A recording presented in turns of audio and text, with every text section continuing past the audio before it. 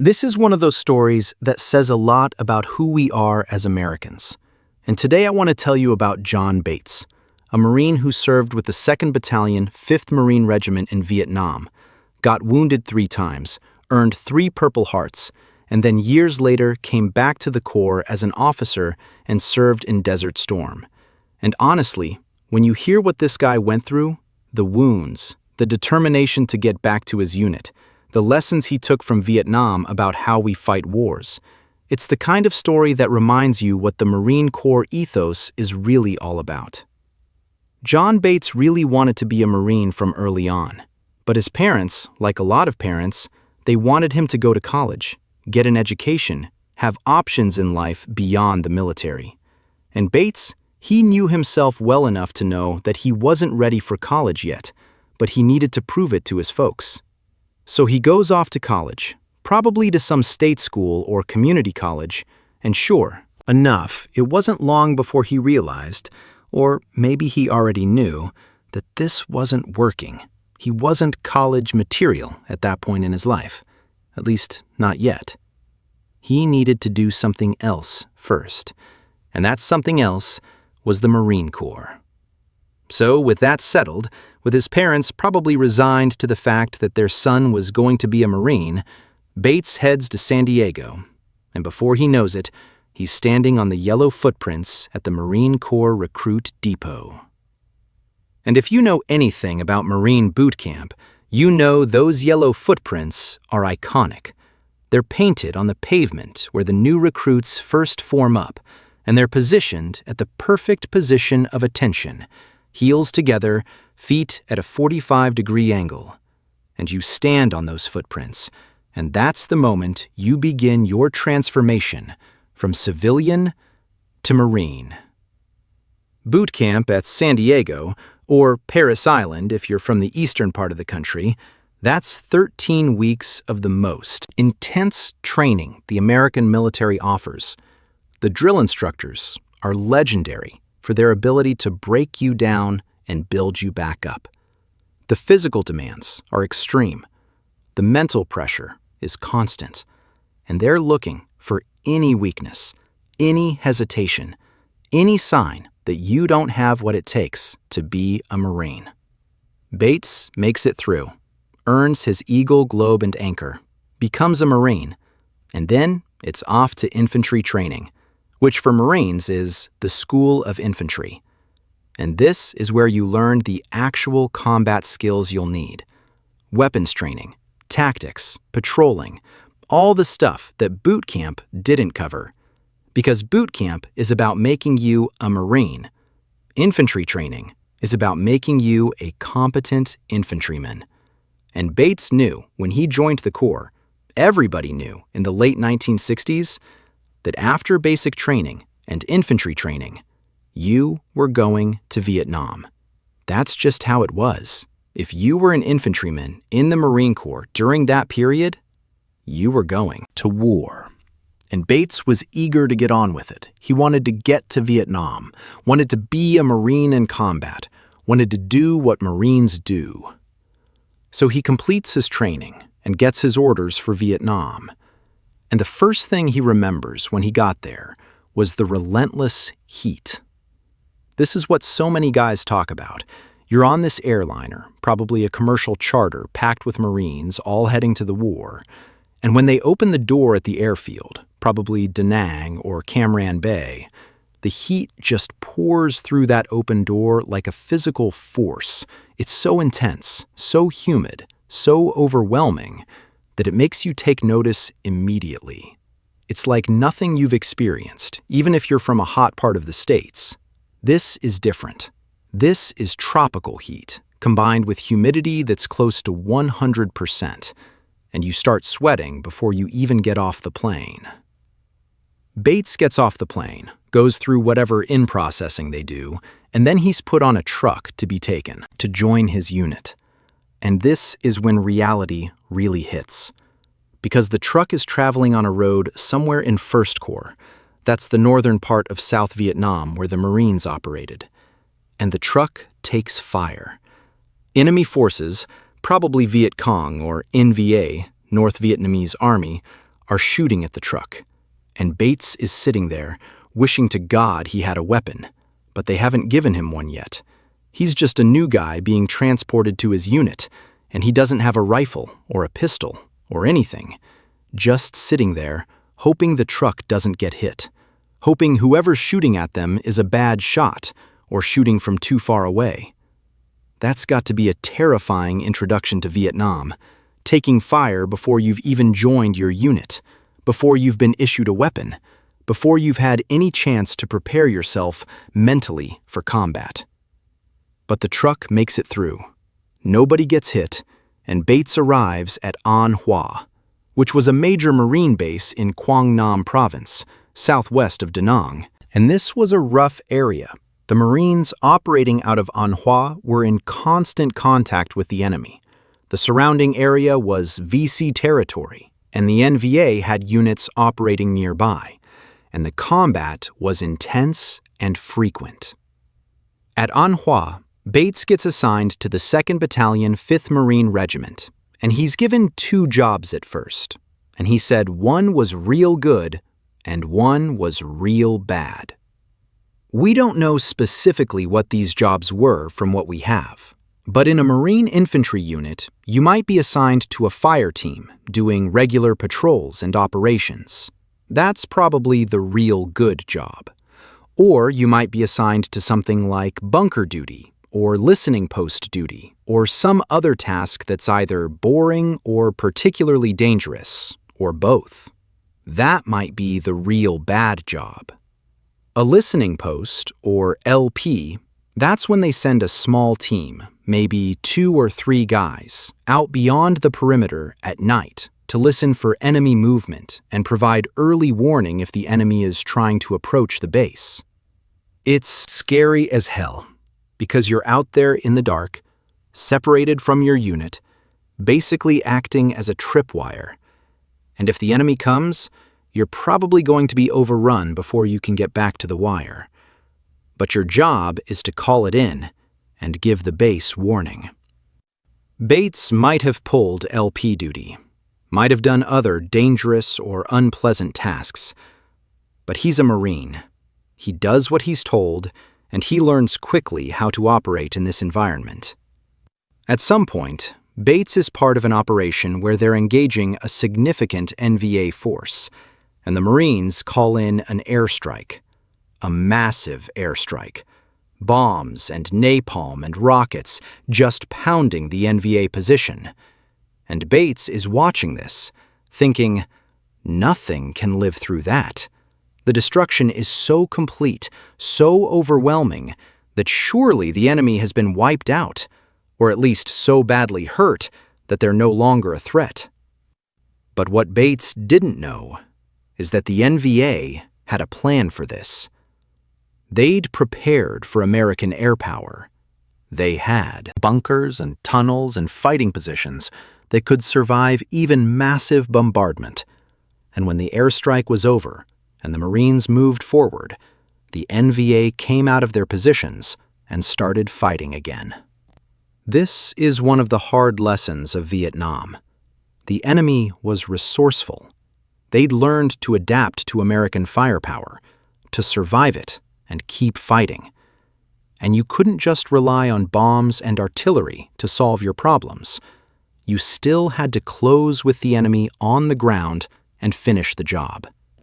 And during this engagement, one of the NVA soldiers, one who'd survived that massive airstrike that should have killed him, he shot John Bates and put a hole through his chest.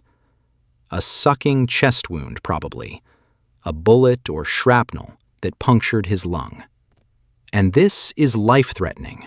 You can drown in your own blood. Your lung can collapse. You can go into shock. And Bates is hit bad enough that they have to medevac him out, get him to a hospital. And this is his first purple. Heart, his first wound in Vietnam. They get Bates to a hospital, probably the 95th Evacuation Hospital in Da Nang, which was one of the major Marine hospitals in First Corps, and he's recovering there from this chest wound. And he's tired of the place, tired of being in the rear, tired of not being with his unit. This is a common thing with combat Marines. They get wounded, they're recuperating in a hospital, and all they want to do is get back to their unit, get back to their guys, because that's where they feel like they belong. That's where they feel useful.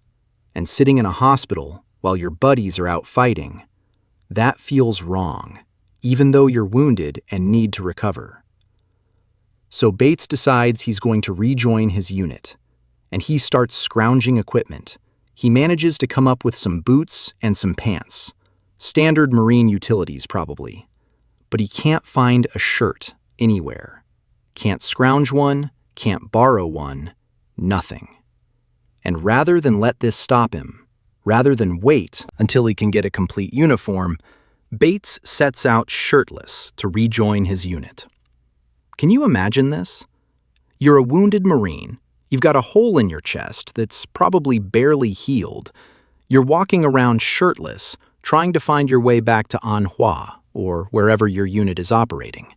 And you're determined to get back because that's where you need to be. That's dedication. That's the kind of commitment to your fellow Marines that defines the Corps. And Bates makes it back, rejoins his unit, probably gets yelled at by his sergeant or lieutenant for leaving the hospital early, but they're also probably glad to have him back because they need every experienced Marine they can get. Bates keeps fighting, keeps going out on operations, and he gets wounded again, and then a third time, and each time he earns another Purple Heart. And by Marine Corps policy, if you receive 3 Purple Hearts, you're supposed to be sent home. The idea being that you've been wounded enough, you've taken enough risk, you've done your part, and it's time to get you out of the combat zone before your luck runs out completely. So after his 3rd wound, after his 3rd Purple Heart, the Marine Corps sends John Bates home from Vietnam. And this is probably sometime in 1968 or early 1969 based on the timing. And he's done his tour. He's survived, barely.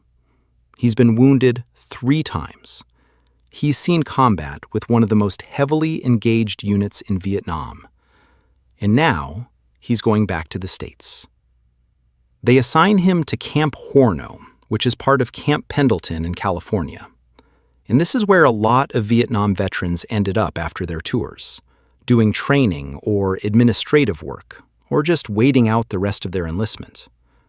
And Bates serves a few months there. But here's the thing.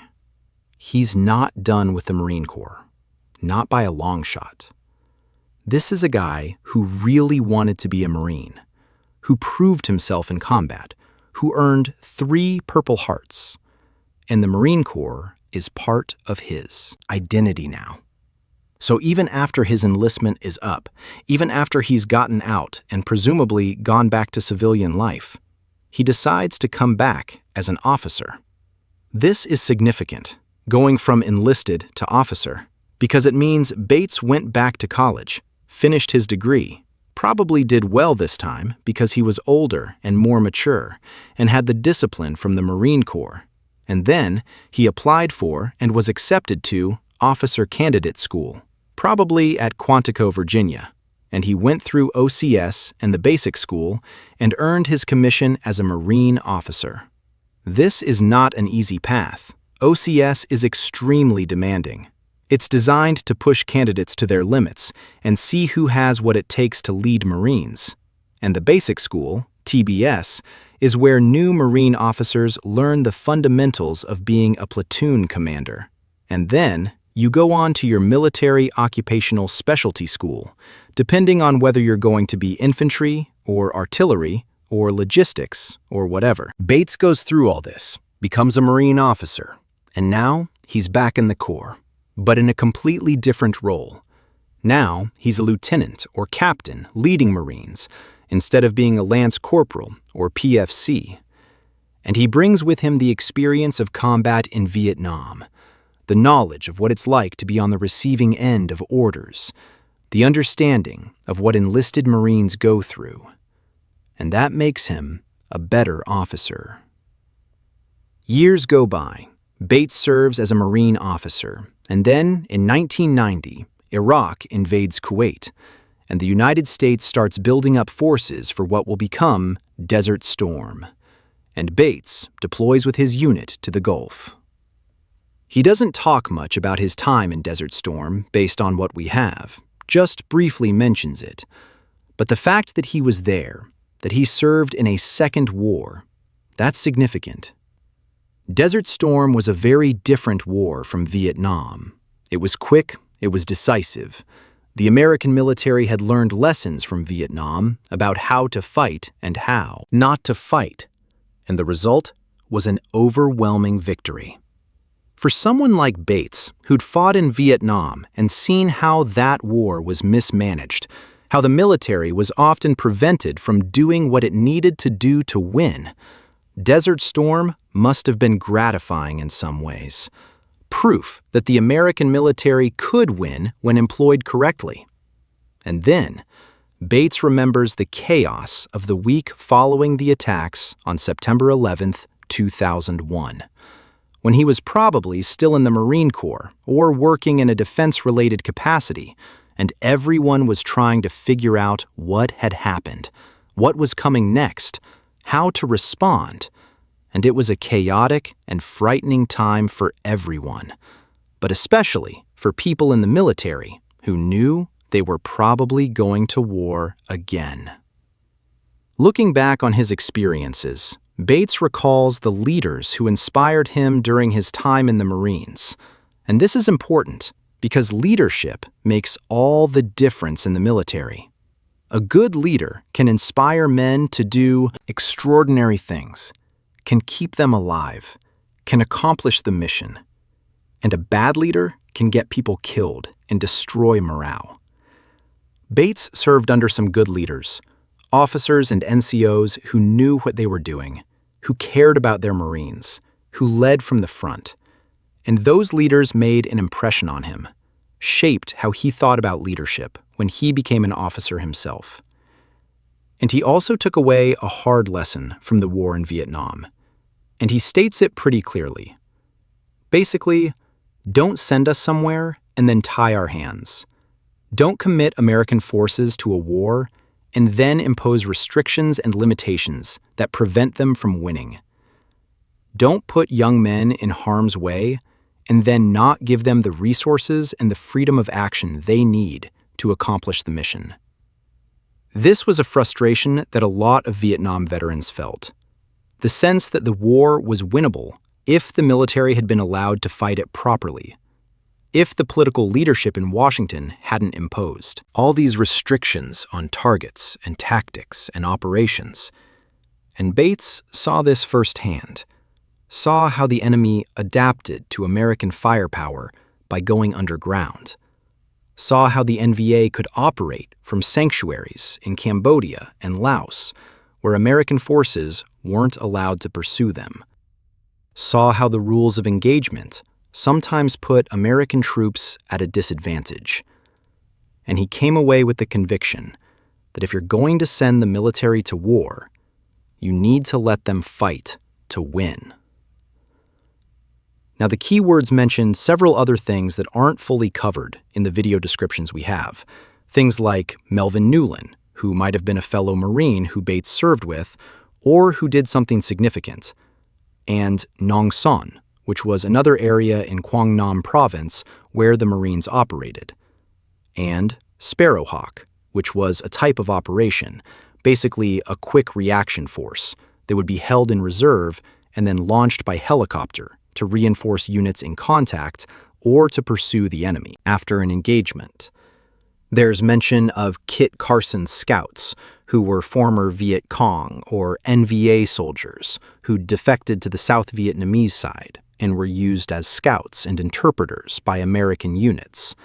And they were incredibly valuable because they knew enemy tactics and could spot things that American Marines would miss. But there was always some question about whether you could fully trust them, whether they might still have loyalties to their former comrades.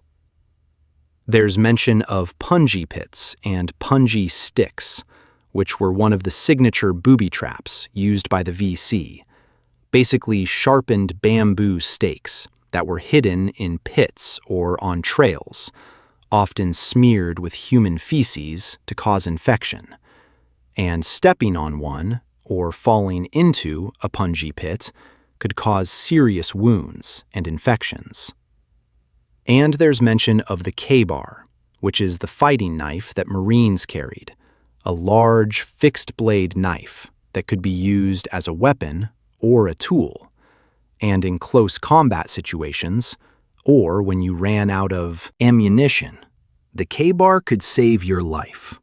The 2nd Battalion, 5th Marines that Bates served with, this is one of the most decorated units in Marine Corps history. It fought in World War I, World War II, Korea, Vietnam, and more recent conflicts.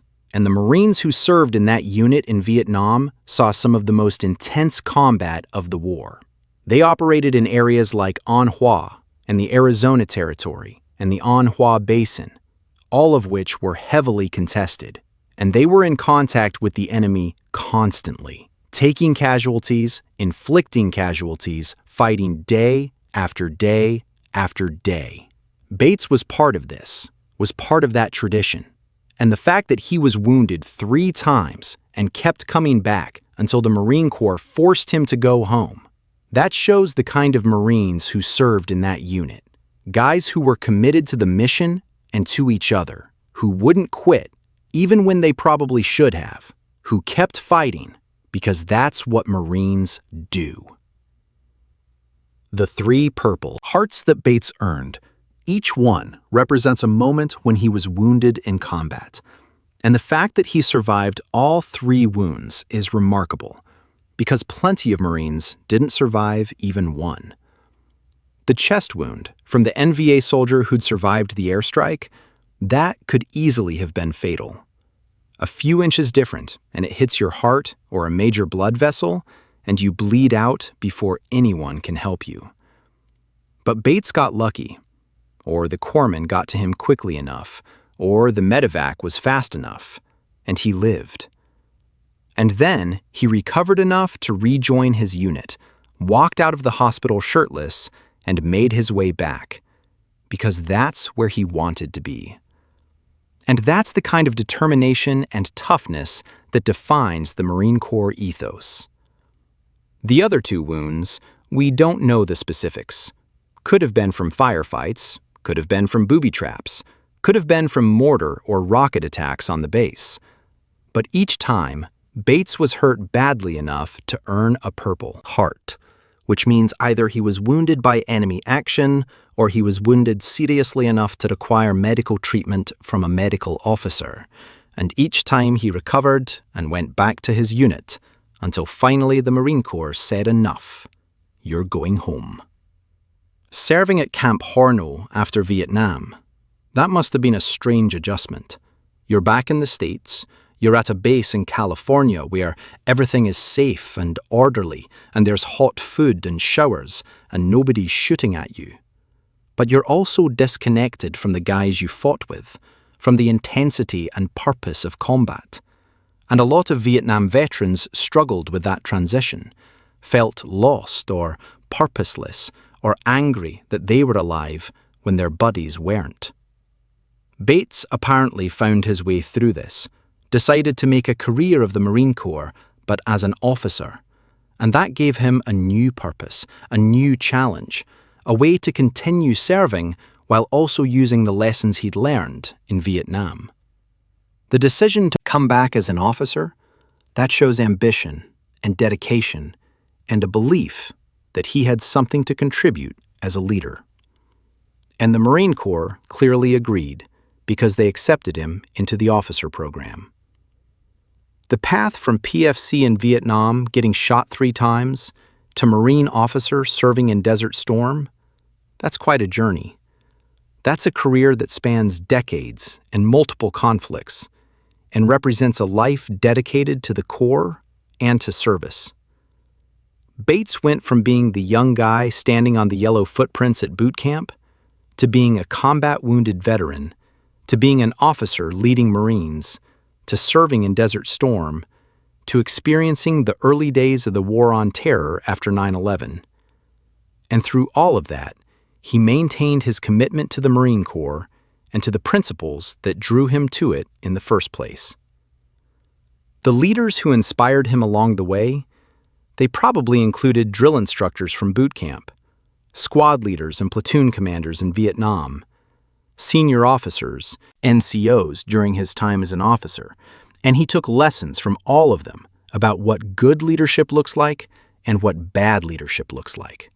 And he tried to be the kind of leader that he would have wanted to serve under when he was a young Marine in Vietnam. The lesson about not tying the military's hands, that's one that Bates and a lot of other Vietnam veterans tried to pass on to subsequent generations of military and political leaders. And to some extent, it was learned. Desert Storm was fought with much fewer restrictions than Vietnam. The military was given clear objectives and the freedom to accomplish them. And the result was a quick and decisive victory. But the lesson has to be relearned periodically. We saw some of the same problems in Iraq and Afghanistan, where political considerations and rules of engagement sometimes limited what the military could do. And veterans like Bates, who've seen how these restrictions can prolong wars and cost lives, they keep speaking up, keep trying to make sure that if we're going to send American forces to war, we do it right. We give them what they need to win. We don't micromanage from Washington. We trust the commanders on the ground to make tactical decisions, and we commit to victory rather than half measures. Think about Bates as a young man, eager to be a Marine, proving to his parents that he wasn't ready for college by actually going to college and washing out, and then finally getting to do what he wanted and standing on those yellow footprints and beginning his transformation into a Marine.